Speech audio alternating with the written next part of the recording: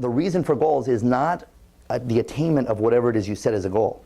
That's great. We all want to attain those things. The reason for the goal is the motivation that it provides. What I'm going to do is there's 4 steps to being able to set goals that have that kind of drive to them. And again, we're not just talking about just writing down any old thing that we forget about tomorrow. We're talking about 4 steps to being able to create a goal that really creates that level of drive. That says, you know what, I will do this no matter what. We're going to play a little game. And the game is the following.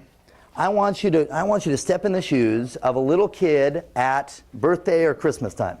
Right? How many of you have kids? Let me see a show of hands. Oh, great, you know. So how many of you have ever asked your kids for a gift list? What do you get back? A list, right? Because for kids, there is no limit, is there? On your mark, get set, go for it. I want you to write down everything you want to be, do, have, create, enjoy.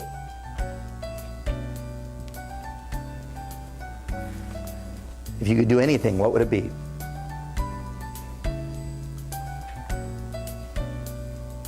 Your brain is like a ship. On a ship, you have a captain and a crew, right? Your brain is the same way. You have a conscious mind and a subconscious. On a ship, the captain is in charge of looking out, plotting a course, plotting a direction, and deciding where to go, correct? He or she decides, well, we're going this way, but he or she does not move the boat. That's the crew's job.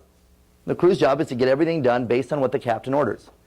Your brain works the same way. You have a conscious mind, meaning what you're thinking about consciously, and then you have a lot going on inside your head that you're not thinking of. Does this make sense? Well, here's the problem. On a ship, communication between the captain and the crew has to be there. And this communication, if it's working well, the boat works. But if it breaks down, the boat's in trouble. Now, there's many ways where it could break down in human beings, but the most common way is when we start communicating with ourselves in fluffy ways. For instance, if the captain stood on top of the ship and said, okay, everybody, move the boat, what would happen to the crew? Yeah, there would be arguments about where to go. There would be internal conflict. There would be some people going one direction, some people going the other direction, even a little sabotage within, you know, some people row in one direction, some people go in the other. Some people go in one speed, some people go in the other. And the boat either doesn't move or winds up going in circles, doesn't it? Yep. Well, guess what? When you communicate to yourself in a very fluffy way, when you say, move the boat, the same thing happens within human beings. We have a lot of internal conflict. We have a lot of parts of ourselves going one way, parts of ourselves going the other way, some internal conflict, some questioning of, well, is that really what I should be doing? I don't know. And the problem is that we just never communicated specifically. In the day that the captain says, I want you to go this far, this fast, on my count, on my order, the boat moves perfectly. Same thing in your own life. I told you there were several steps necessary to really making a goal compelling, driving, something that will move you forward.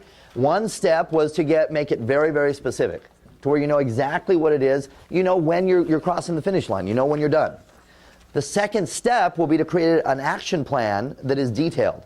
In other words, a way to get there. What I'd like you to do is I'd like you quickly, on your own, for at least one of your goals, and if you have time, do another one, right, and another one, but at least one right now. I'd like you to take one goal, write it over here, write just a few of some of the critical activities that go in, you know, that go with that, even though you haven't made the whole plan yet. And what I'd like you to do is quickly either think about what are the natural consequences that would really compel me. What's the pain if I don't do this?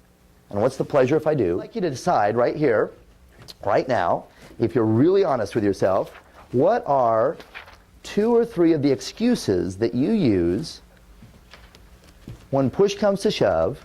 What are 2 or 3 or maybe 4 of the excuses you use that stop you from really going for it? What are some of the beliefs that you know need to change? And then I'll show you how to change these beliefs. Go ahead and write those down now. This can be an impact experience on several levels. Okay? It can be an impact experience on the level of thinking to yourself, I don't know if I could do that, and then stepping up and doing it. It's a great impact experience. Right? Suddenly you've done something you didn't think you could do, and you have tremendous rewards because of it. The beliefs shift about all sorts of other things. It can also be an impact experience because you watch somebody else do it. Sometimes it's not about you. Sometimes you know you can do it. You're sitting there thinking, geez, I can do this, you know, in my sleep. This is no big deal. I mean, this is the easiest thing in the world. I've done this before. I did it last year. Right? Or I've taken martial arts for years and years. I could do this. But you know what? Sometimes the impact experience is not in you doing it. Sometimes it's in watching other people do it. Because sometimes you're dead certain. You're thinking, oh, they could never do it. But then they step up and they blast right through it. Right? And in the end, it can be an impact experience if you choose it to be. Again, I'll walk you through the process of modeling it, show you exactly how to do it based on modeling, and I'll share with you more about modeling in the process. And if you choose to do it, you'll have a great experience. And if you don't choose to do it, you'll have a great experience watching it. So here's what I'd like you to do. We have stacks of boards on both sides of the room here. I would like you, each and every person, whether you're going to do this or not, because even if you're not going to do it, we'll use the board for other reasons. Okay? So if you're going to do this or if you're not going to do it, I'd like you to come up and pick out a board for yourself. Now, the board that I want you to pick out for yourself is a board that for you represents whatever you wrote down as being one of your best excuses. Your best excuse for not performing in your job the way that you want to or need to or think you should. I want you to pick out a board that represents your best excuse. Now, if your best excuse is really politically correct and nice and smooth, maybe you want to pick out a board that is nice and smooth and beautiful and pretty, right? If the excuse is real gnarly and real, a tough excuse, maybe you want to pick one out with knots in it, right? Make sure the board is solid. Make sure it's a good board. And as soon as you have a board, go back to your seats and get it there, and I'll show you what to do with it. Okay? So you have a couple minutes to come on up, pick out a board that best represents your best excuse. We want to make this to be more than just about making kindling. There's a lot of good ways of making kindling other than this. So let's make this mean something. I'd like you to take your board, and on one side of your board, I would like you to write out, or you could draw, you could symbolize one of your goals or a couple of your goals. Whatever you've set yesterday as goals and really refined last night, I'd like you to write down one or more of your goals on one side of the board. Let's give this board some meaning here, so it's more than just a board. So you can either write it out or you can symbolize it. If your goal is to earn a certain amount of money, maybe you just draw the dollar amount there. Right? If your goal is to own a home, maybe you draw a house on there. If you're going to model the best at anything, there's several things we've looked at. We've looked at the commitments they make. We've looked at the way they use their physiology to induce an emotional state. We've looked at what they focus on to create an emotional state. And we've talked about what they believe. And actually, if you want to model somebody, those are the four things that you take a look at. You take a look at their beliefs, what they believe about something. You take a look at their physiology. In other words, how do they use their body? How do they create physical energy? You take a look at what do they focus on. In other words, what questions do they ask? And you take a look at what are the standards that they hold, the commitments that they've made overall. And this last one is particularly important if it's something that you're going to do over time.